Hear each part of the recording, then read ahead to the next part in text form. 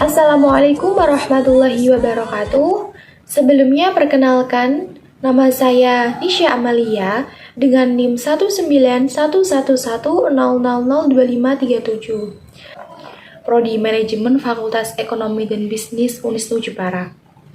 Di sini saya akan mempresentasikan hasil proposal metodologi penelitian dengan judul Pengaruh Kepemilikan Manajerial, Ukuran Perusahaan, dan Struktur Modal terhadap Nilai Perusahaan Perbankan, guna untuk memenuhi tugas ujian akhir semester mata kuliah Metodologi Penelitian yang diampu dengan Bapak Purwo Adiwibowo, SEMSC, dan dosen pembimbing Ahmad Khairul Anam, SEMSI.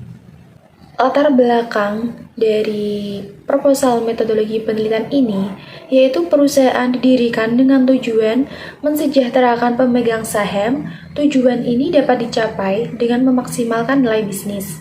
Nilai bisnis menggambarkan suatu asumsi kapitalis tentang keberhasilan dalam pengelolaan sumber daya prinsipal. Nilai saham yang tinggi menjadi harapan pemegang saham untuk mendapatkan keuntungan yang tinggi juga. Untuk selanjutnya yaitu ada tabel yang menunjukkan nilai perusahaan dari sektor perbankan yang terdaftar di Bursa Efek Indonesia tahun 2016 sampai tahun 2020 yang dihitung menggunakan rasio PBV. Hasil perhitungan juga menunjukkan bagaimana rata-rata PBV perusahaan perbankan dalam periode 2016 sampai dengan 2020. Adapun rumusan masalah yang tercantum dalam proposal metodologi penelitian ini yaitu yang pertama, apakah kepemilikan manajerial berpengaruh terhadap nilai perusahaan? Yang kedua, apakah ukuran perusahaan berpengaruh terhadap nilai perusahaan? Dan yang ketiga, apakah struktur modal berpengaruh terhadap nilai perusahaan? Selanjutnya yaitu tujuan penelitian. Tujuan penelitian yang pertama yaitu untuk menganalisis kepemilikan manajerial terhadap nilai perusahaan. Yang kedua, untuk menganalisis ukuran perusahaan terhadap nilai perusahaan. Dan yang ketiga yaitu untuk menganalisis struktur modal terhadap nilai perusahaan. Sedangkan untuk manfaat penelitiannya yaitu penelitian ini akan berguna ke depannya bagi perusahaan perbankan dalam membuat keputusan investasi yang aman dan menguntungkan, serta memberikan informasi untuk semakin meningkatkan nilai perusahaan lebih baik lagi bagi pemegang saham bank di masa depan. Kemudian yaitu landasan teori. Untuk yang pertama yaitu variabel terikat. Menurut Hermastuti tahun 2014, nilai perusahaan adalah persepsi investor tentang bisnis yang sering dikaitkan dengan harga saham. Nilai perusahaan yang tinggi diinginkan oleh pemilik bisnis karena nilai yang tinggi menunjukkan kekayaan pemegang saham juga tinggi. Selanjutnya, untuk variabel bebasnya, yang pertama yaitu struktur modal. Menurut Fahmi, struktur modal merupakan gambaran dari bentuk bobot keuangan suatu perusahaan, yaitu antara modal yang dimiliki dari hutang jangka panjang dan ekuitas sebagai sumber pembiayaan bagi suatu perusahaan. Untuk variabel bebas yang kedua yaitu kepemilikan manajerial.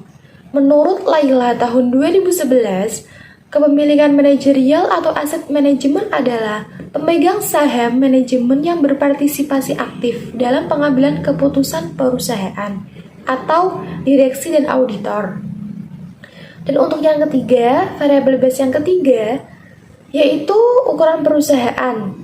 Menurut Sujarweni tahun 2015, ukuran perusahaan dilihat dari jumlah kekayaan yang dimiliki oleh perusahaan yang dapat digunakan untuk kegiatan perusahaan.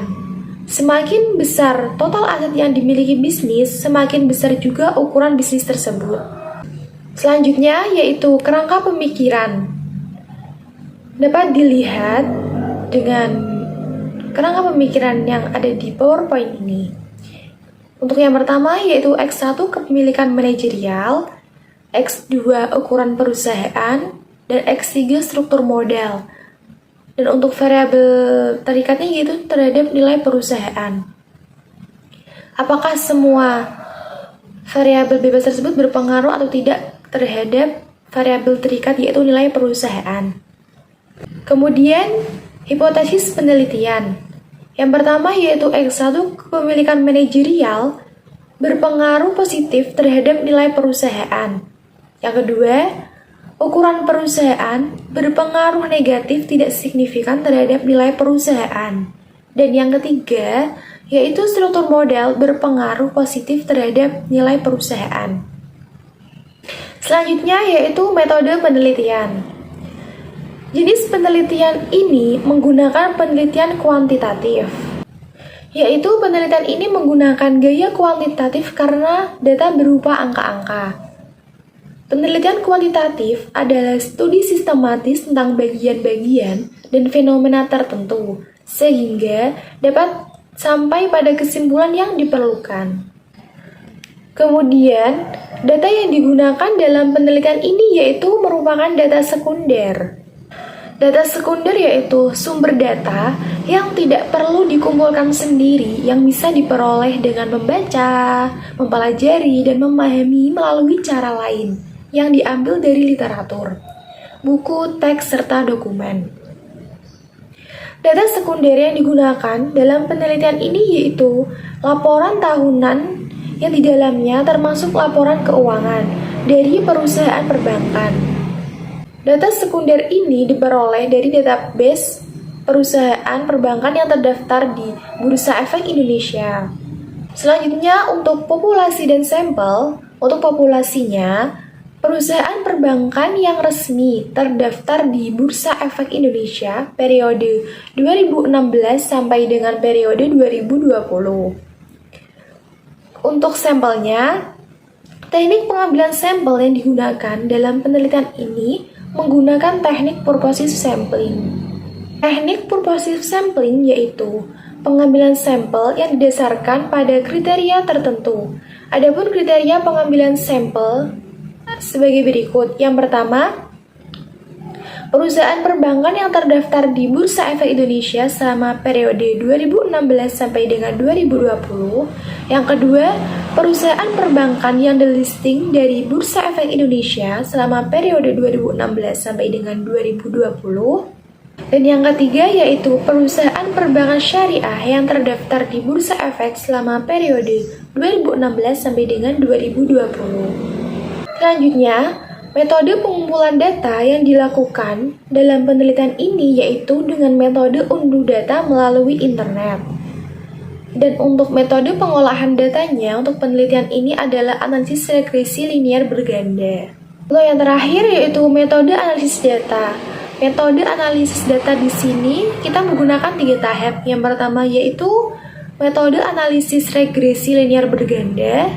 Yang kedua uji F atau ANOVA. Dan yang ketiga yaitu uji T atau parsial. Sekian presentasi dari saya mengenai proposal metodologi penelitian untuk memenuhi tugas ujian akhir semester. Saya mohon maaf apabila masih ada kesalahan dalam penyampaian materi maupun kekurangan. Mohon maaf. Terima kasih. Wassalamualaikum warahmatullahi wabarakatuh.